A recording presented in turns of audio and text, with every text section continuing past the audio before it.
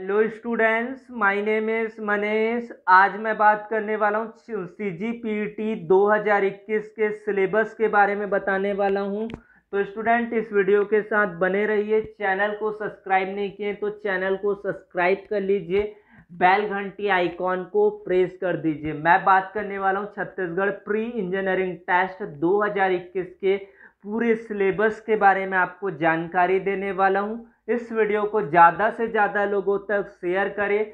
CGPT यानी कि Chhattisgarh pre engineering test में स्कोर के आधार पर कॉलेज में एडमिशन होने वाला है। CGPT के एग्जामिनेशन में फिजिक्स, केमिस्ट्री और मैथमेटिक्स के क्वेश्चंस पूछे जाते हैं। फिजिक्स से 50 क्वेश्चन, केमिस्ट्री के 3 सेक्शन होते हैं, फिजिकल केमिस्ट्री, इनऑर्गेनिक केमिस्ट्री और ऑर्गेनिक केमिस्ट्री। सब मिलाकर इसमें से भी 50 क्वेश्चन आएंगे।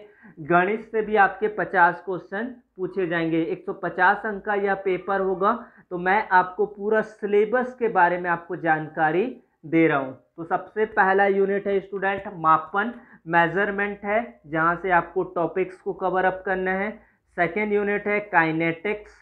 तीसरी यूनिट है force and law of motion, बल एवं गति के नियम।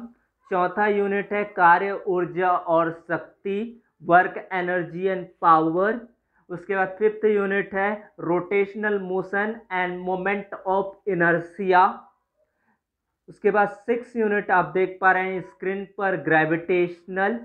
सेवेंथ यूनिट आएगा properties of solid and fuelled, heat and thermodynamics, उष्मा और उष्मागतिकी के बारे में आपको स्टडीज करने। ऑक्सीलेशन, दोलन के बारे में, वेव, तरंग, इन सब टॉपिक्स को आपको पढ़ाई करने। 11th और 12th का ही ये पूरा पाठ्यक्रम है। लाइट, प्रकाश के बारे में पढ़ाई करना है। Magnetism, electrostatics, current, electricity, effect of electric current. Unit number 16 है electromagnetic induction and alternating current. Unit number 17 है बच्चों इलेक्ट्रॉन, प्रोटॉन और रेडियो एक्टिविटी। उसके बाद यूनिट नंबर 18 है सेमीकंडक्टर। 18 यूनिट आपके फिजिक्स में पूछे जाएंगे और ये पूरा पाठ्यक्रम 11th और 12th का ही चैप्टर है।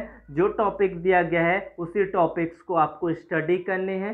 स्टडी करने के लिए आपके पास जो बेस्ट मेथड है वो बुक है। इसके अलावा इसके लिए एंट्रेंस बुक भी आता है। अगर मैं सजेस्ट करूं तो इसके लिए जो एंट्रेंस बुक बेटर होता है वो अरिहंत प्रकाशन का होता है।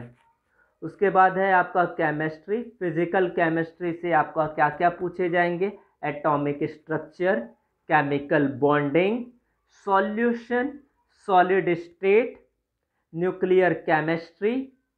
ये सारे टॉपिक्स आपको कवर अप करना है। न्यूक्लियर केमिस्ट्री, नाभिक रसायन, केमिकल इक्विलिब्रियम यानी कि साम्यावस्था, आयनिक इक्विलिब्रियम। उसके बाद आपका यूनिट नंबर 8 है थर्मोकेमिस्ट्री एंड थर्मोडायनेमिक्स के बारे में पूछा जाएगा। उसके बाद यूनिट नंबर 9 है केमिकल काइनेटिक्स के बारे में। उसके बाद इलेक्ट्रोकेमिस्ट्री यूनिट नंबर 10। 11 यूनिट है टोटल आपके फिजिकल केमिस्ट्री यानी कि भौतिकी रसायन के बारे में। तो सरफेस केमिस्ट्री, कोलाइट, कैटेलिसिस, एब्जॉर्प्शन, कोलाइट के बारे में, emulsion, catalysis, types and characteristics के बारे में आपको पढ़ाई करना है। इनऑर्गेनिक केमिस्ट्री है प्रिंसिपल एंड मेटलर्जिकल ऑपरेशन के बारे में आपको पढ़ना है। केमिकल पीरियोडिसिटी के बारे में पढ़ना है। उसके बाद कॉम्परेटिव स्टडीज ऑफ एलिमेंट्स है। ट्रांजिशन मेटल्स है जो 12th का टॉपिक है। कोऑर्डिनेशन कंपाउंड 12th का टॉपिक आपका है। केमिकल एनालिसिस यानी कि इसमें कम यूनिट आपको पढ़ाई करने, फिजिकल से आपको ज़्यादा करने हैं। और ऑर्गेनिक में भी आपके टॉपिक्स बहुत है जिसको आपको डीप स्टडी करने हैं।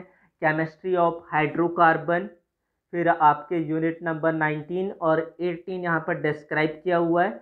यूनिट नंबर 20 में आएगा बच्चों organic compound based on functional group containing nitrogen, यानी कि नाइट्रोजन जो पढ़े क्लास 12th में, जो एमिन्स के बारे में, प्राइमरी एमिन, सेकेंडरी एमिन, आपका जो हैबर्स विधि होते हैं उन सबसे डाई जो कंपाउंड्स है ये नाइट्रो, एमिनो, साइनो, ये सबका आपको स्ट्रक्चर बनाने आना चाहिए। यूनिट नंबर 21 है organic compound containing organic oxygens के बारे में, केमिस्ट्री इन डेली लाइफ के बारे में, आपके पॉलीमर्स के बारे में, आपको केमिस्ट्री इन फूड, बायोमोलिक्यूल्स के बारे में पढ़ना है, जैव अणु के बारे में। तो इस तरह से केमिस्ट्री में 3 सेक्शन होंगे। फिजिकल केमिस्ट्री में से ज़्यादा यूनिट पूछे जा रहे हैं, 11 यूनिट। उसके बाद इनऑर्गेनिक केमिस्ट्री है, फिर ऑर्गेनिक केमिस्ट्री है। मैथमेटिक्स में क्या क्या चीज़ें पूछे जाएंगे, अलजेब्रा आपका 11th और 12th में दोनों अलजेब्रा सारे टॉपिक्स यहाँ पर डिस्क्राइब किया गया है, उसी चीज़ों को आपको पूछा जाएगा। बाइनोमियल थ्योरम हुआ, कॉम्बिनेशन हो गया, अलजेब्रा ऑफ कॉम्प्लेक्स नंबर है, application in solving simultaneous equation of 3 variables. उसके बाद टिग्नोमेट्री से क्वेश्चन पूछे जाएंगे, टिग्नोमेट्री 11th और 12th का। कोऑर्डिनेटेड ज्योमेट्री ऑफ 2 डायमेंशनल पूछा जाएगा, कोऑर्डिनेटेड ज्योमेट्री आपका 3 डायमेंशनल, 2 डायमेंशनल 3 डायमेंशनल दोनों का ही टॉपिक्स आपका आएगा इसमें। उसके बाद वेक्टर अलजेब्रा से क्वेश्चन को पूछे जाएंगे, डिफरेंशियल कैलकुलस से क्वेश्चंस होंगे। तो डिफरेंशियल इक्वेशन होते हैं, डिफरेंस यानी कि आपके अवकलन के क्वेश्चंस पूछे जाएंगे। इनके क्वेश्चन आपके बहुत क्वेश्चंस आते हैं। जो कैलकुलस के जितने भी टॉपिक है उनका रेशियो बहुत ज़्यादा होने वाला है। इंटीग्रल कैलकुलस के बारे में आपका क्वेश्चंस आने वाले हैं, इंटीग्रेशन के जो सब्स्टिट्यूशन मेथड से सॉल्व करते हैं या जो स्टैंडर्ड फार्मूला से सॉल्व अप करते हैं वो वाले क्वेश्चंस।